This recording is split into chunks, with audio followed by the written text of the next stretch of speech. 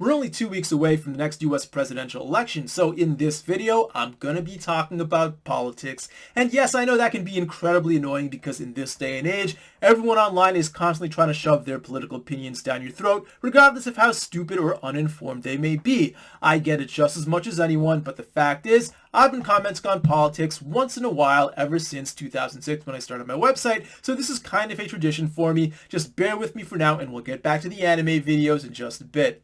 Alright, so I've already voted by absentee ballot from Tokyo, and as usual, I voted for the Libertarian Party candidate. This time it's Jo Jorgensen, or at least that's how I think her name is pronounced. To be honest, I've never actually seen a video from her, so I don't know for sure, but I just have to assume that because she's a Libertarian candidate, she's the one who most closely represents what I believe in by far, and it's not even close, so I don't really care about the difference between the Democrat and the Republican in this race, as with all the other elections that I voted in, at least for the office of the president.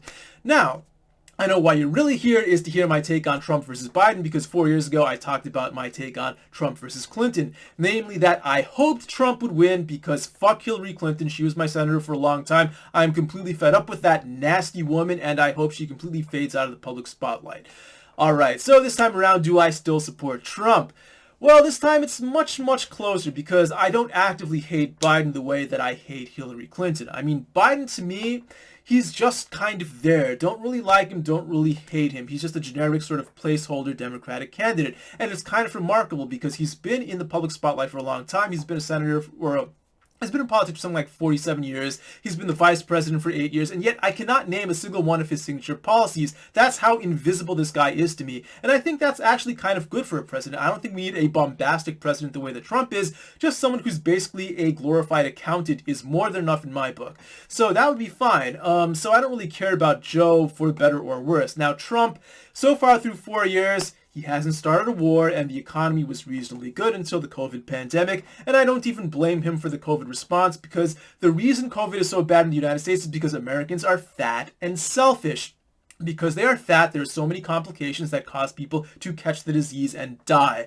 And because people are selfish, they're not going to wear masks, they're not going to take steps to help other people out, and so the disease is going to spread faster, unlike in Japan, where people live much more closely together and people are much older, but because people have basic common courtesy and they stay in shape, the disease is under much, much better control. So I don't blame Trump for that. What I don't like about Trump is that he's really cozied up to the sort of moral conservative Christian right.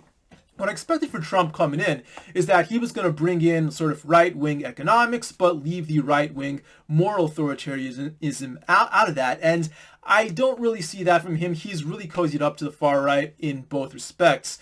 Now, as far as Biden goes, here's my big problem with Biden.